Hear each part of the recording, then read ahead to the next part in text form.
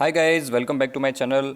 दोस्तों आप लोगों को पता ही होगा, मैंने स्टॉक मार्केट टर्मिनोलॉजीज़ की प्लेलिस्ट चालू कर दी है, जिसमें हम जो स्टॉक मार्केट की कुछ फेमस टर्मिनोलॉजीज़ होती हैं उसको बहुत ही क्विकली वीडियोस में कवर करते हैं। और आज हम कवर करने वाले हैं कि टाइम डिके क्या होता है। ये काफ़ी लोगों को सुनने को मिलता है, टाइम डिके लगता है, टाइम डिके लगता है, लेकिन ये होता क्या है इसके बारे में हम जानने वाले हैं। अगर आप चाहते हैं कि मैं कोई और टर्मिनोलॉजी कवर करूँ तो आप नीचे मुझे कॉमेंट सेक्शन में बता सकते हैं कि किसके ऊपर मैं वीडियो बनाऊँ। तो दोस्तों, टाइम डिके जानने से पहले हम जानते हैं कि प्रीमियम किससे बनता है। जो ऑप्शंस का प्रीमियम होता है वो बेसिकली क्या होता है। ऑप्शंस का प्रीमियम होता है इंट्रिंसिक वैल्यू, मोटे मोटे तौर पे होता है intrinsic value, intrinsic value plus time value.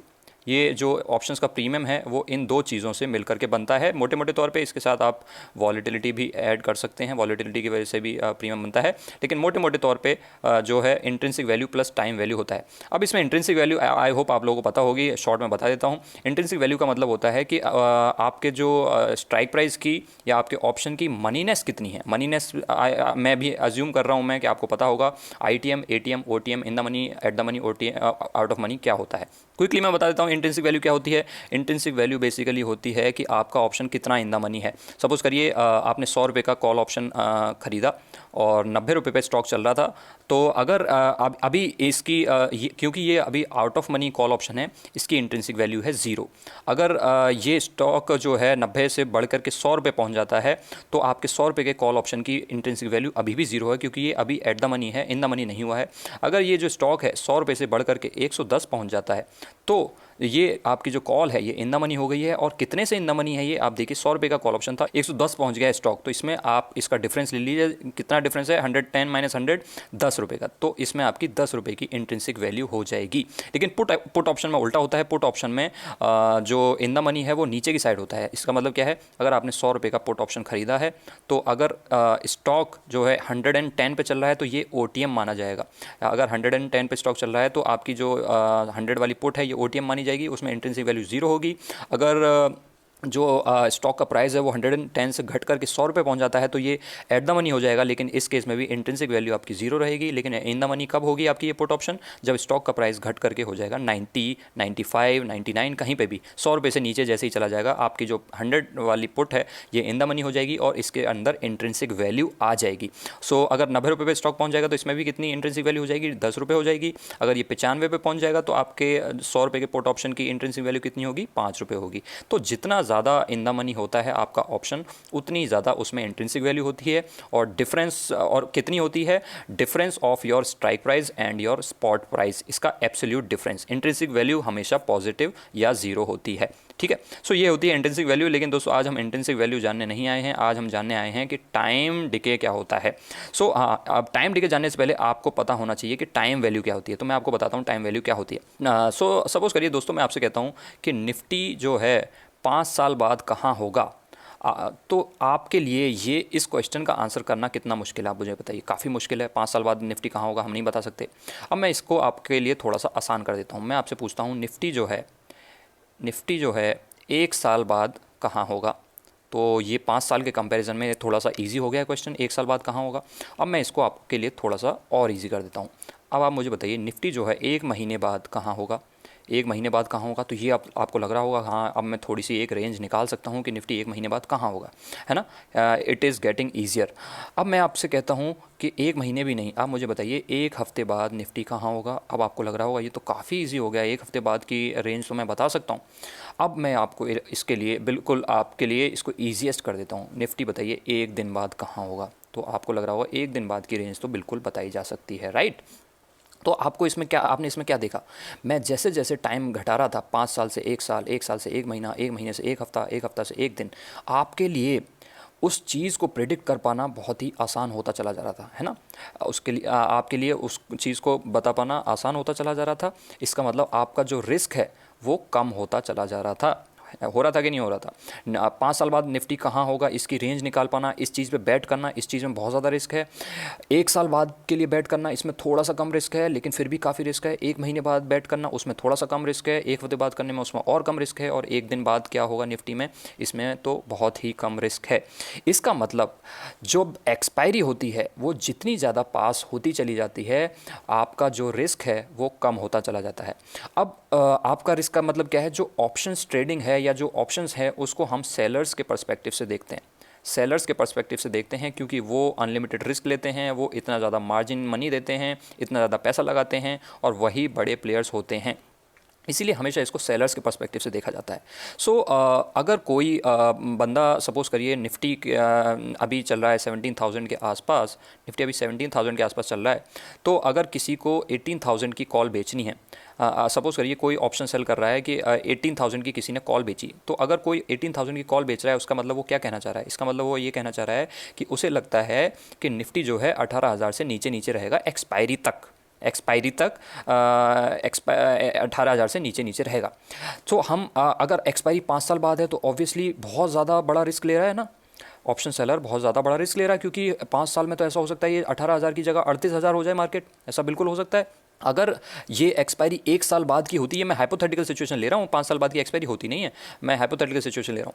तो अगर ये जो सेलर है ये 1 साल बाद की एक्सपायरी के लिए ऐसा बोला होता कि उसे लगता है कि 1 साल बाद मार्केट 18,000 से नीचे नीचे होगी, तो इसमें थोड़ा सा कम रिस्क हो गया है, लेकिन अभी भी बहुत ज़्यादा रिस्क है। अगर मैं इसको 1 महीना कर देता हूँ कि उसे लगता है कि जो मार्केट है वो 1 महीने बाद 18,000 से नीचे नीचे होगी, तो इसका मतलब इसमें तो उसका बहुत ही कम रिस्क हो गया है। और अगर वो बंदा कह रहा है कि अभी मार्केट 17,000 चल रही है और 1 हफ्ते बाद उसे लगता है कि मार्केट 18,000 से नीचे होगी, तो इसमें तो बहुत ही कम रिस्क है। इसको तो कोई भी बोल सकता है कि ऑब्वियसली मार्केट 1 हफ्ते में 17,000 से 18,000 नहीं जाने वाली है, इसका मतलब इसमें तो बहुत कम रिस्क है। सो और अगर वो कहे कि निफ्टी कल एक दिन बाद 18,000 से नीचे नीचे होगी और आज 17,000 चल रही है, तो ये तो कोई भी बोल सकता है, इसका मतलब इसमें तो बिल्कुल भी रिस्क नहीं है। इससे आपको क्या समझ में आ रहा है कि जितने ज़्यादा दूर एक्सपायरी होती है ऑप्शन सेलर का उतना ज़्यादा रिस्क होता है। जितना ज़्यादा ऑप्शन सेलर का रिस्क होता है वो उतना ही ज़्यादा प्रीमियम आपसे चार्ज करता है।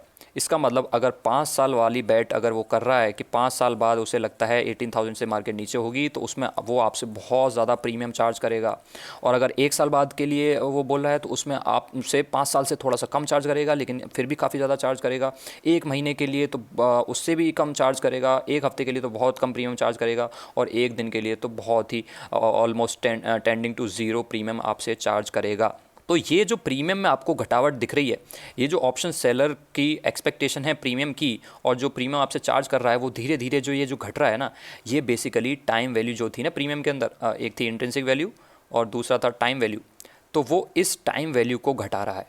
वो जो ऑप्शन सेलर है इस टाइम वैल्यू को घटा रहा है। जब 5 साल होते हैं तो उसके लिए टाइम वैल्यू का रिस्क, उसके लिए टाइम का बहुत ज़्यादा रिस्क होता है, इसीलिए वो अपनी टाइम वैल्यू को बढ़ा देता है। जैसे ही 5 साल से घट करके 1 साल हो जाता है, उसके लिए रिस्क घट जाता है तो वो टाइम वैल्यू को घटा देता है।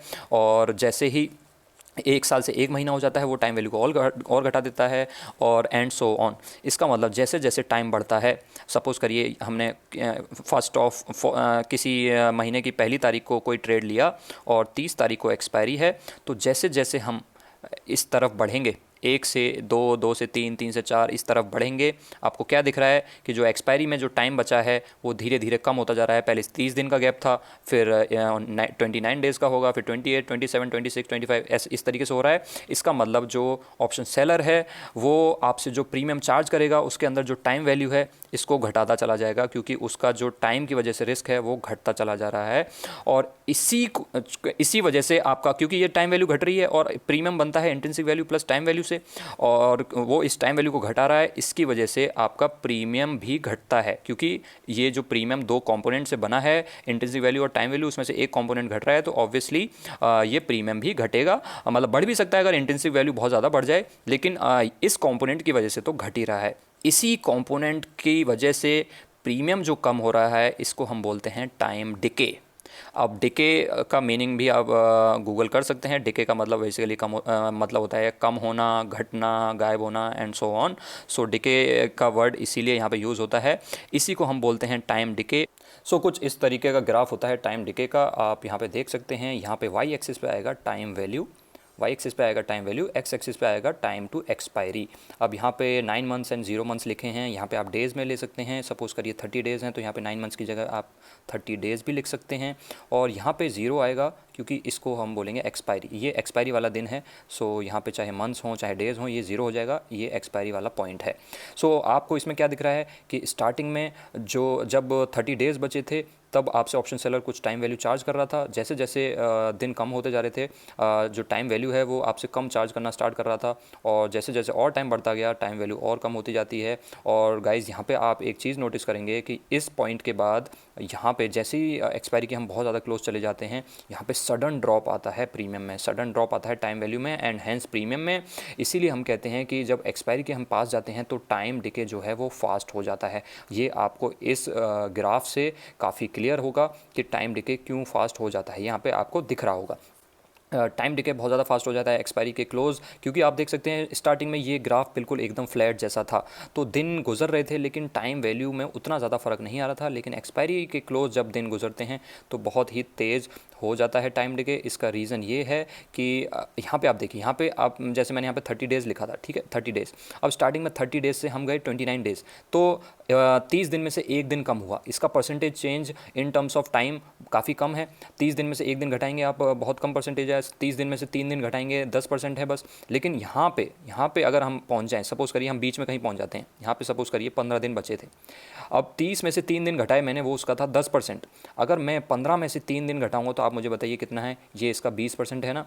इसका मतलब यहाँ पे परसेंटेज के टर्म्स में 3 दिन सेम डेज़, यहाँ पे भी 3 दिन कम हुए, यहाँ पे भी 3 दिन कम हुए, लेकिन परसेंटेज टर्म्स में ये 20% टाइम डिके 20% टाइम कम हो रहा है, क्योंकि बहुत ज़्यादा परसेंटेज टाइम कम हो रहा है। इसीलिए जो परसेंटेज के टर्म्स में आपका टाइम वैल्यू है वो भी बहुत तेज़ी से कम होगी, है ना। अब यहाँ पे 30 में से अगर मैं 6 दिन लेता हूँ, 30 में से 6 दिन कम होते हैं तो यहाँ पे आपका 20% बचता है। लेकिन 15 में से 6 दिन कम होंगे तो आपको यहाँ पे समझ में आ रहा होगा, 15 में से अगर 6 दिन कम हो जाएंगे तो that is 40% of the total time.